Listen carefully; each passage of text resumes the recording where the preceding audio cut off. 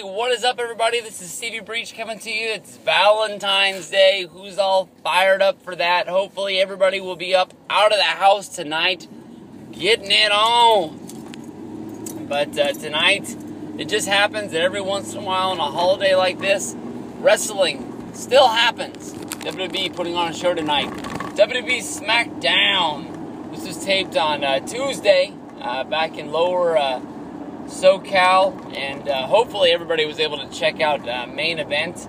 I was not able to make a review on that, but after seeing pictures posted online of Natalia's entrance, it was a must-see show. I definitely watched that little kid grab on Natalia's titty probably at least 5-6 times. It was hysterical. That kid did not know what was going on. I don't even think he knows where he grabbed her, because you can't tell from his face.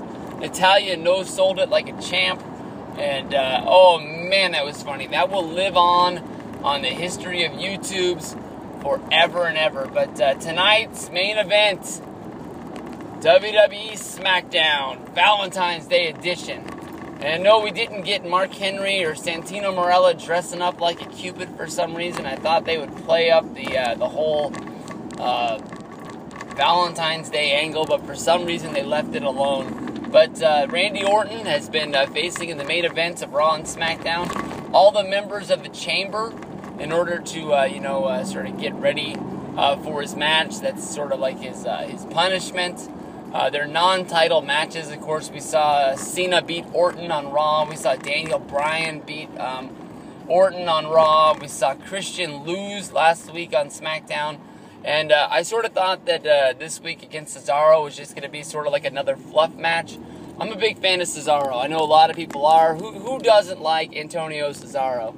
I know that Stone Cold Steve Austin on his podcast, when he was talking about him, said, hey, the dude probably needs to lose those sweatbands on the legs. And to me, honestly, it's not my favorite look for Cesaro, but, it is who Cesaro is. If he wears them, he wears them. If he doesn't, he doesn't. It doesn't really matter to me. At first, I didn't know what the hell they were, but then after watching an episode of Main Event and JBL explained why he'd wore them, I was like, well, I guess that makes sense. I guess it's just part of his character, but it's not that big in America, so, let him be who he wants to be. Maybe Stone Cold didn't catch that episode of Main Event with JBL and Cesaro. But, honestly, I'm excited. I mean, this is awesome. This is really, really cool. Not that very often do you see, mid-carders beat main eventers on these big shows. The only bad thing is, though, you can remember back to Monday Night Raw a few weeks ago, we had Kofi Kingston beat Randy Orton, and I really thought that was going to be really something big. Maybe Kofi would end up in the Chamber because he got this big win over him. They ended up having a rematch the next week on Raw, which didn't even have a finish. Just John Cena showed up really, really late for the show. Maybe that's why Kofi got the second match against them. Came on down to the ring, and when he was down there, they fought their way out of the arena. And that's, of course, where John Cena jumped into the... Randy Orton jumped into the speeding off car, and they took off out into the middle of nowhere. This is definitely, the biggest win in Cesaro's career, definitely since he beat, who the hell did he beat? He beat The Miz. No, he didn't beat The Miz. He beat Santino at SummerSlam to become the United States champion. And then he beat The Miz on just a regular pre-show match. I don't know what his biggest win is, but this definitely puts an exclamation point on Antonio Cesaro. He's definitely moving in the right direction. I think everybody knows that he's definitely going to be a big star. He definitely has what he needs to be a big star in the WWE. He has the look. He's got the drive. He's got the determination. You know that this guy can love wrestling. You go back and there was a documentary on indie wrestling. It had a little bit about Ring of Honor. It had a little bit about... that one wrestler, Zema Ion, was in it, and they had his mom sewing up his clothes. I can't remember. I know it was on cable, and it wasn't on one of the big networks, and I don't think it's been released on DVD. I only saw it one time, And mostly that was because Dave Lagana was out there and he was sort of pimping it. But they had a good chunk of a documentary about Antonio Cesaro and how bad he wanted to wrestle.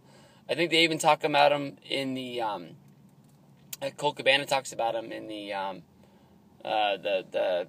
Road Trip Diaries, whatever the hell his little documentary was called. And hopefully Volume 2 will be released sooner than later. But, they talked about how bad, this guy came over and he was doing all the camps with all the wrestlers just because he loved wrestling so much and he wanted to learn. And, he got to the point where he was like the best guy in all these camps. And they kept on asking him, why are you coming? Because, you're better than everybody that you're in these classes with. And he was just like, there's always something to learn, and he wanted to be the best. And now that he's in this position, with WWE, there's always those sort of, if you're not a guy like Brock Lesnar, where you come in and you're just, guaranteed a shot at the title because you're just mammothly big, he has to play with the WWE politics, and hopefully he's just really breaking through with those because, I would love to see Cesaro get big success in WWE, babyface or heel. I just hated seeing him with the United States Championship, the way that he won the belt and they made it look like he was going to be a big deal. And then after he beat enough guys, they just started he lost to everybody. So, I'm not picking him to win the Chamber. That would be definitely a huge upset that would really, really toss WrestleMania up in the air on what they would be doing. But you can definitely see that the Cesaros and their huge futures. Because I could understand if they were going to have Orton lose to everybody and then just sort of have him go to the Chamber and escape out of there. Like he's already lost to everybody, but now that everybody's in there, he was able to find a corner to hide in, and he just pinned the guy, and ended up winning it. I can understand that, but he already lost to Christian last week, so that's not what they're doing. It has to be some sort of a sign on what's going on. But have a huge Valentine's Day. Hopefully you guys find time to watch this and find time to watch SmackDown, but definitely get out of the house tonight. Peace out.